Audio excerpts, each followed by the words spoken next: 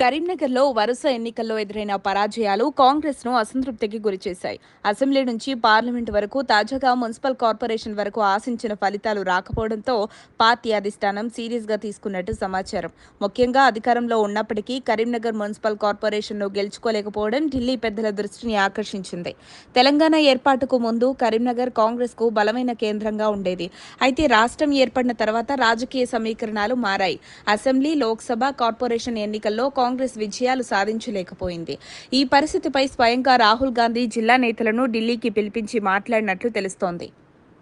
Party ప్రతిష్ఠ దెబ్బతినేలా వ్యవహరించవద్దని, పనితీరు మార్చుకోవాలని ఆయన స్పష్టంగా సూచించినట్టు సమాచారం. అవసరమైతే కఠిన చర్యలు కూడా తీసుకుంటామని హెచ్చరించినట్టు పార్టీ వర్గాలు చెబుతున్నాయి. మున్సిపల్ ఎన్నికల సమయంలో అంతర్గత విభేదాలు, సమన్వయం లోపం కాంగ్రెస్కు నష్టంగా మారినట్లు నివేదికలు వెళ్లినట్లు తెలుస్తోంది.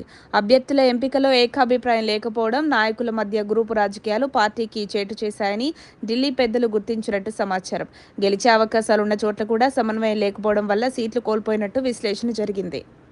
కరీంనగర్ కార్పొరేషన్లో కాంగ్రెస్ రెండో అతిపెద్ద పార్టీగా నిలిచిన ఇతర పార్టీల మద్దతుతో మేయర్ పీఠం సాధించే అవకాశాన్ని వినియోగించుకోలేకపోయింది.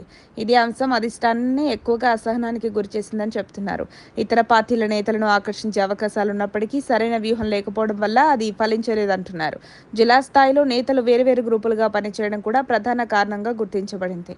ఈ నేపథ్యంలో పార్టీ నాయకులకు స్పష్టమైన సందేశం వెళ్లిందని సమాచారం. ఇకపై గ్రూపు రాజకీయాలకు స్థానం ఉండకూడదని, కలిసికట్టుగా పనిచేయాలని ఇచ్చినట్టు తెలుస్తోంది. పరిస్థితి మారకపోతే కఠిన నిర్ణయాలు తీసుకునే అవకాశం ఉందన్న సంకేతాలు కూడా వెలువడుతున్నాయి. ఇప్పుడిప్పుడే జరిగే స్థానిక సంస్థల ఎన్నికలు కాంగ్రెస్ కు కీలకం.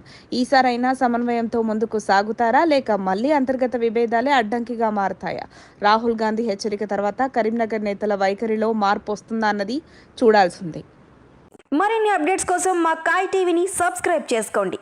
మా వీడియో కనుక మీకు నచ్చినట్లయితే లైక్ చేయండి, షేర్ చేయండి.